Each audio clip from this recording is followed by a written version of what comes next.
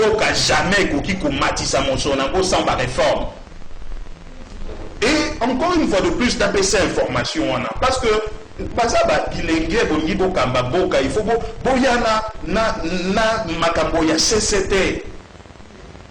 Tango ye aza ko bande kwa do fo muzito amemani ndeko na lobi ke même point d'achèvement lelo tango batuni ndeko Félix Tshisekedi oza ko voyager mingelo boni oza ko memela ba congolais abi na ko mema 1 million et a mis déjà 1,5 milliard de dollars njoka ndeza promesse banque mondiale a pesi il y a coupé ça 500 millions l'an pendant 3 ans et puis peut-être ceux qui va ça on va se promettre et décaisser c'est deux choses différentes mais attaque qu'on a soit promesse wana et c'est là qui doit atteindre un point d'achèvement.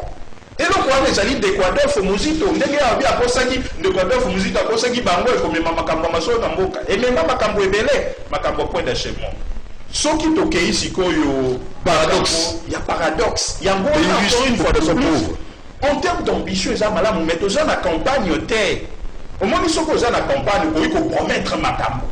Mais ceux qui ont commis Nabokondi, il faut le bandenge ni yokusalango. Parce qu'effectivement, en manière de réduction de la pauvreté, il faut que ce qui PIB n'habitué est évalué à 50 milliards actuellement, ce qui est divisé en plus ou moins à 90 millions d'habitants au Tozali. Pratiquement, Congolais ont vivre en dessous du seuil de la pauvreté parce que c'est la pauvreté à 1,8 $. Donc, ceux qui ont divisé 50 milliards par 90 millions de Congolais, on est vraiment en dessous des 1,8 milliards. Donc, on est de sous-pauvres en réalité.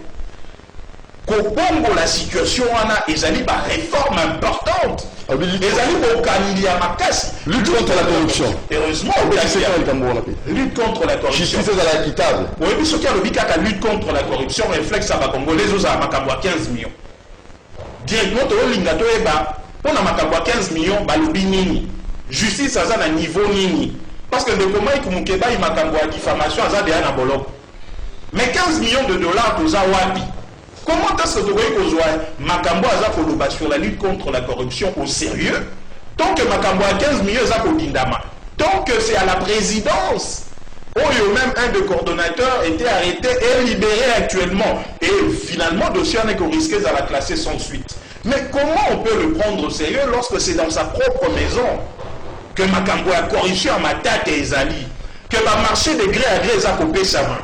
Que chaîne de la dépense a respecté, que gestion transparente à la ressources naturelles les alités. Avant de créer agence, là qui s'appuie sur la table à Makambo à 15 millions de dollars, doye ba ici quelqu'un ba député ba kolela, c'est ça pour tambola, société civile a pour réclamer 15 millions la bicho ezawa. Yo koluka o bunda, on a ba milliard, mais pour un million, nan la kisi ba congolais solution. Ami si paradoxe. Donc, pour bannir le paradoxe, on a lutter contre la corruption, justice équitable pour la riche et la pauvre. Merci beaucoup, Ndeko. Avant na simbalika mon paradoxe, c'est bien à répondre moi moké na eloko Ndeko lobi. Na moni pena Ndeko aza na posa ya koloba pona pour jouer à la défensive. Mais réalité za kaka réalité. Eloko nga na ko rappeler, je lui connais que il y a Zali juriste. Mais makambo ya komanyola makambo ya komanie makambo etali gestion ya mbongo biso pe toyebi parce que yango nde toyebi pour la kelasi na lingina yebisa yebo yango na lingina yebisa yebo na likambo oyo etali ba réforme sur le plan fiscal oyo tolobaki tolobi te ke ezali nini ezali ya malonga te mais kasi tolobi boye ba réforme eza ebele na kati ya mboka na biso problème oyo ezali kozanga c'est l'application ya ba mesures oyo ezali prise par rapport à adapter notre système fiscal dans mboka na biso. Donc esengeli azonga pe atalisa ngo na bayo ya yebi bakoyebisa yo lolenge wana. Mais kasi na o ezali maloba tata mokonza lobi clairement que pour éviter makambo to zali ko décrier, il faut numériser le système. Le système doit être numérisé pour éviter le fuite des capitaux. Ça c'est clair. Oh là là, attends, c'est ce que je viens de vous dire. Ça, c'est une innovation par rapport à la réforme. Mais voilà le président de la République. Accueille-moi mon sika pour la kolobakeno. Ma boko oye ke ndara kolokota ka bambongo wana facilité et que les moi mo panzi ezali. Kasi tout numériser yango à travers le banque bango ne ba comme responsable ya kolokotela biso mosolo tala makambo to na besoin ya koyoka mais kasi soki bandeko baza komemela biso makambo bazali kokanisa o bakoka kosala te mikolo nyonso balikisaki na baprimature ils ont géré ce pays je crois que c'est pitoyable tokei na likambo etali paradoxe oyo sur la pauvreté de la population or que tozali na mboka oyo etonda nkita eza na makambo nyonso ya malamu. Mais ça c'est clair. Et le président a pu marteler, c'est la réalité. Pour la Kolobakeno, a affirmé d'abord un accompagnement fidèle, il y a loi sur le code minier, où les alaki déjà promulgué, qui doit être accompagné. Et puis, tokoki jamais ko subir injustice, soit na te ya Koloba. Tozana bomengo, kasi population a biso azali pauvre. Ça doit cesser, ça doit finir. Et que tout comme la réalité à Koloba, vous allez dans un pays riche et la population n'a pas azali riche. Je crois que c'est ça la cohérence. Et la corruption? Et non, tu vivre dans le cas de l'illusion, pour vivre en croyant qu'ils ne sont pas en République du Congo, peut-être basé en Mars, ou que nous sommes dans le Congo où ils allaient Mbokarabiso. Alors, pour ce qui concerne la corruption, depuis l'avènement, il y a mon amboka Félix Tshisekedi, chef de l'État, dans la magistrature suprême, ne cesse de marteler sur les problématiques où on a la corruption. Et je crois que tout mon côté est d'accord. Mais 15 millions Attends, non. C'est vous qui demandez les questions, ce n'est pas mes équivoques. Mais c'est lui qui vous a posé. Non. Alors, c'est long. Non, moi je ne peux pas suivre c'est long. Parce que tout n'a y comment ils se sont achetés des maisons, c'est long. Tout n'a y pas pour répondre. Mais moi, on a alors, on a il y a la vérité. Il y a cette réalité. Il y a que justice et à la c'est comme équitable. Et Sengeli et ça la moussala et justice à ma pauvre tu as chez Zala. Tout celui qui a de preuves. Le président l'a si bien rappelé depuis le 24 janvier. Oh, ne soyez biqués. Azana, oh, les Ali Babengui prêt parce que la justice, oh, ce aucun la justice, il faut avoir la preuve. Tant qu'on a pas preuve que Foulani a ibi, Foulani a détourné, tu as des preuves, aller en justice, je crois que vous allez épargner.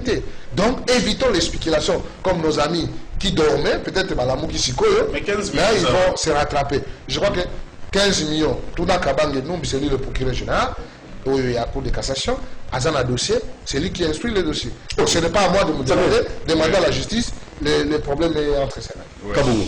Oui. Il y a deux paradoxes dans le plateau.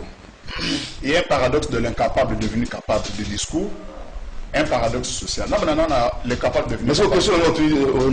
Un paradoxe. Non, un paradoxe. Oui, paradoxe, pays riche, population pauvre. Et c'est le Premier ministre, à ça la réforme. Ça, c'est une chose. Tant qu'on ne fait pas ça, on doit arrêter de discuter. Deuxièmement, c'est que nous avons 5 ans parlementaires. Il est incapable de devenir capable. Bilan législatif, il y a mesure de compte parlementaire. Bilan, il y a mesure de compte parlementaire. Tant qu'on n'a pas ces bilans-là, on est en train de parler dans le vide.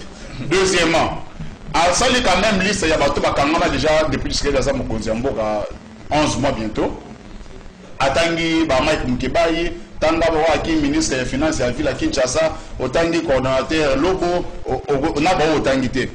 Mais bon, sur 10 mois, 11 mois.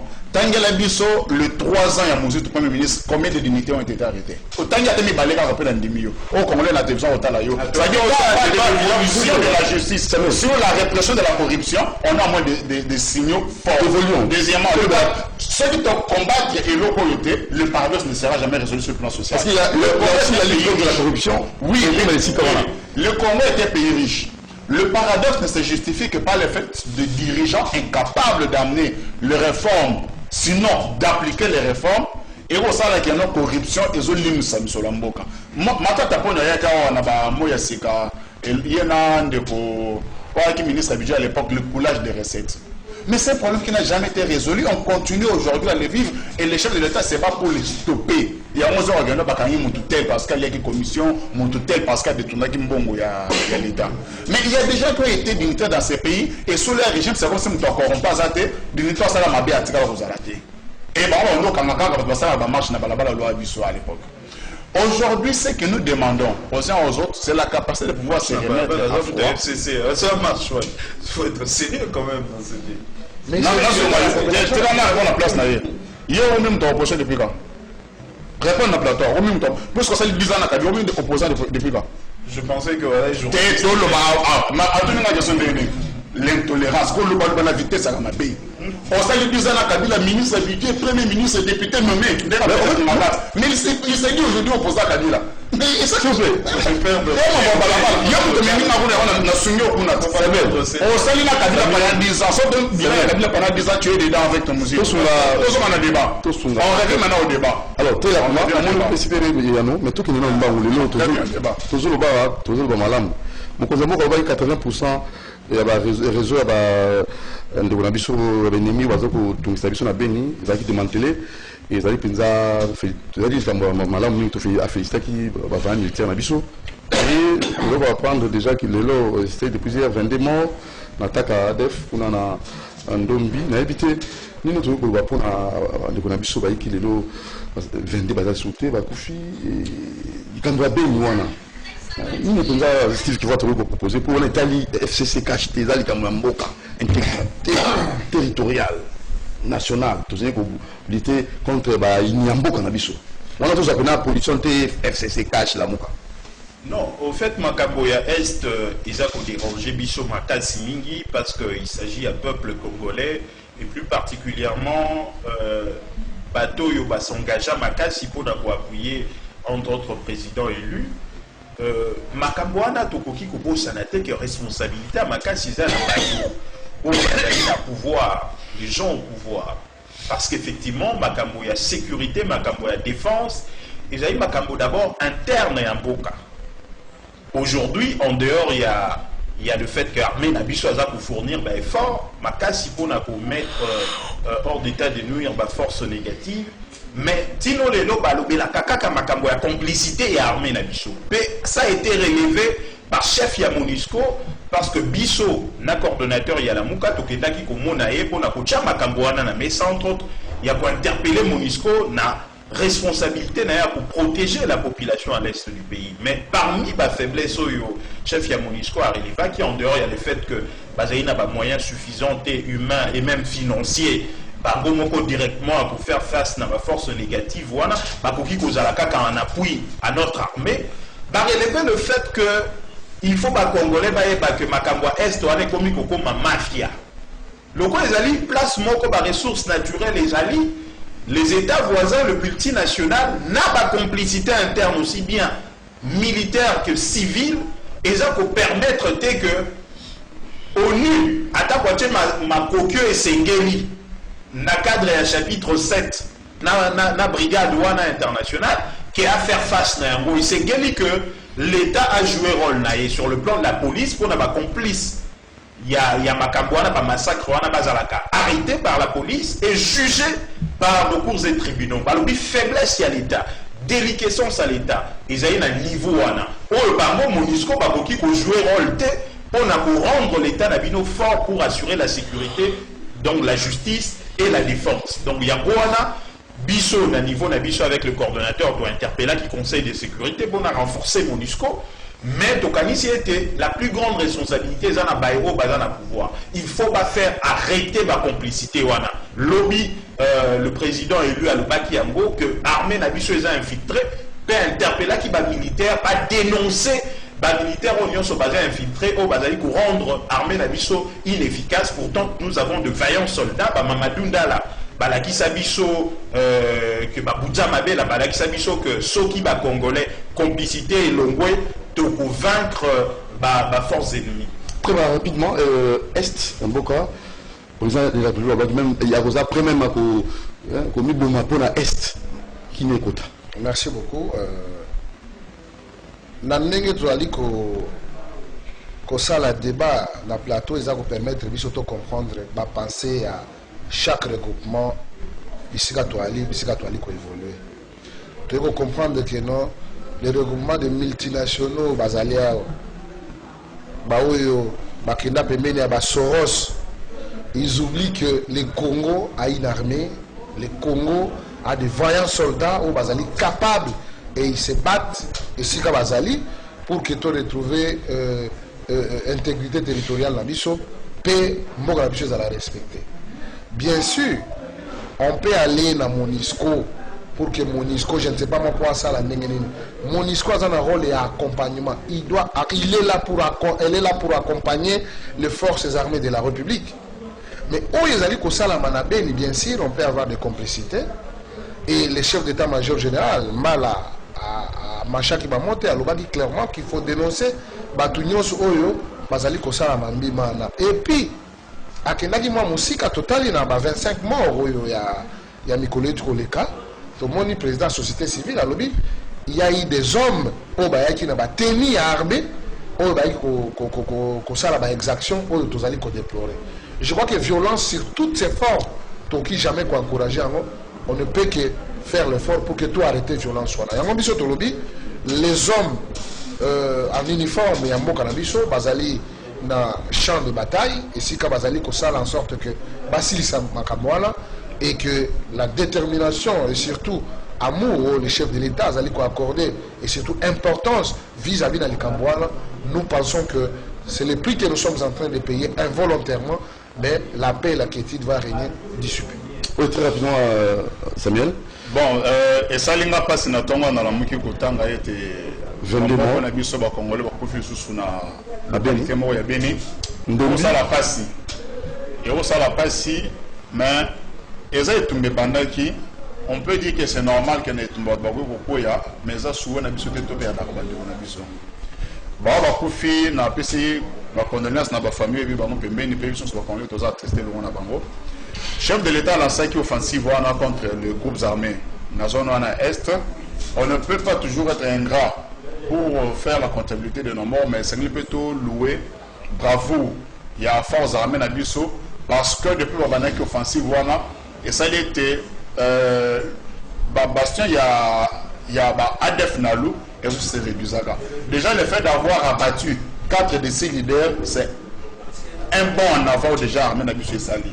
En dehors de ça, c'est que après au MONUSCO européen, nous ne demandons pas la MONUSCO autant qu'aux Nations Unies déjà à partir de New York que Baye la Bissau au Congo comme un État où il va se faire aux zones à bord là-bas pour nous la Bissau au Kumba la Bissau bitumbawana. Arame la Bissau au sala musala, ngai na ko pesa ba nso suma boko peut être pas ko ba ko kende liboso, peut être pas diminuer capacité nuisance, il y a un mouvement terroriste qui coopère dans l'Est, et malais maintenant on lit il nous reste 3 minutes, 1 minute à chacun pour nous donner la émission à Bissau. Le discours du président, on a dit que la culture, le président culture, le président va préciter, moi je presse, le discours, la base de c'était les Kambango, mais en résumé, discours à président, il faut s'attendre vraiment na mbongwana na 2020 na makambo malamu pour mboka na biso katusa c'est vraiment deux na souté tant on souté mais de façon un peu générale discours président Sali les ali ba simple promesse tous les ali makambo ko kisama ndenge pour la honorable pour la kuna wana na makambo ya port non profond ba tonga ngwe banda construire c'est pour quand tout le monde a lingaka makambo salima hein il faut faire donc maintenant même et ça le magaka immédiatement est-ce qu'ils allaient bon. On ne peut pas patienter, qu'il est malin. Non, Monité, d'ailleurs, dans son propre discours, avec qui moi pour moquer Namalobanaï au chrétien ministre à Finances. Parce que selon ma information, tout avez en notre procession, actuellement, par exemple, ici, gestion de la chaîne à dépenses. Alors, ministre à Finances, né à ordonnance à ma dépense Yamboka et actuellement, ministre à Finances a bloqué ma dépense ébélée. Parce qu'effectivement, beaucoup qui cocha la dépense mon côté non prévu dans le budget, mais beaucoup qui cocha la dépense mon côté au Mossolango, ils ont une trésorerie. Beaucoup risquer effectivement pour pousser pour la planche à billets, pour produire la planche à billets. D'ailleurs, ils ont fait des dépenses au-delà. Il y a des recettes au bazar qui n'ont pas les dollars pour perdre valeur. Et pour 2020, tu as un risque effectivement, parce que ma promesse n'a pas. Et j'ai au-delà de 10 milliards, il y a budget au bazar pour proposer. Or, le 10 milliards, il y a un peu pour réaliser un côté. Peut-être 8 milliards en ressources propres pour réaliser seulement 5 donc, milliards. Est-ce que vous comptez la solution, en fait, le changement Non, on ne croit pas. Malheureusement, on doit se rendre compte que la 2020, on risque de trouver trouver bouc émissaire, il y a échec naï. Parce que déjà, Nabeta Soukakagawana, sur Makambo enseignement, il y a beaucoup attendu que 130 000 enseignants, jusqu'aujourd'hui, au Bazak Otangi, ça Bazak aussi, sa premier trimestre, Bafouti Bangote. Alors, bien après, na janvier des motos, à Kofout à 35 000. C'est là aussi, ça place, on a janvier à Kofout à 35 000. Donc, on a 35 000, on a janvier, Tina mars, c'est le deuxième trimestre. Alors, puis, on a dit Kali Bakote à la Bango. Pour le deuxième trimestre, il y a l'année 2020. Or, deuxième trimestre, l'année 2020, ils allaient faire année scolaire. Faire année scolaire et lui, voilà que ça gueule. Enseignant, ça sans avoir été payé. Est-ce que Banabiso va comprendre Bakou? Il y a une question à mon avis. C'est très rapidement. Et c'est ce qu'il faut éviter. Moi, éviter Gabiso dans Batou Bazako, Yaka Kobuka Lokota, na Esika au peuple Azali. On peut s'attendre à un changement. Non, on n'a jamais pour faire le peuple où il y a l'obité. Parce que toi là qui n'a pas enseigné, parce que là qui mécanisé, mais les nouvelles unités, où il y a qui. Ndef sengela ki baleka na contrôle et tant baleki na contrôle bazui ndambo na bango oyo babandi déjà kofuta bango ba musu ba kozwa na premier trimestre ba musu ba kozwa na deuxième trimestre. C'est pour vous dire que non, le pays on le gère pas avec des mais c'est que nous disons changement peuple c'est que je dois rassurer à notre peuple que le discours du président est discours moko démagogique et est discours moko réaliste et puis Makambouane Kosalama et il a bien annoncé qu'en 2020 ils allaient année à décision et décision comment il s'ama surtout là-bas au Italie intérêt il y a pas fait Samuel rapidement bon irréaliste budget tout du soit chef de l'État n'a eu bango bazo kolongo na mindelo balo bakolomaka na bango na matoyi chef de l'État le budget a été adopté et sera promulgué. Nous gardons espoir que Congo et Kende Liboso, peuple n'a pas Rolanda Biso, merci beaucoup. Tant on est pour mettre jeter tout le monde état. Merci à Yves Cécile qui voit pas. Merci à de la Biso Amici Nandeko Samuel Kabongo. Je suis un limbo Biso change bien pour intérêt à peuple Mobimba pour un Kambo côté à bateau va bénéficier à ne pas souffrir. Merci à Moro Djambé, à Karine Bébé et à notre très cher Robin Zinga. Pourquoi pas aussi à Alain Kabongo. De nous mentir, vous dit au revoir. Merci aussi à monsieur. Bienvenue en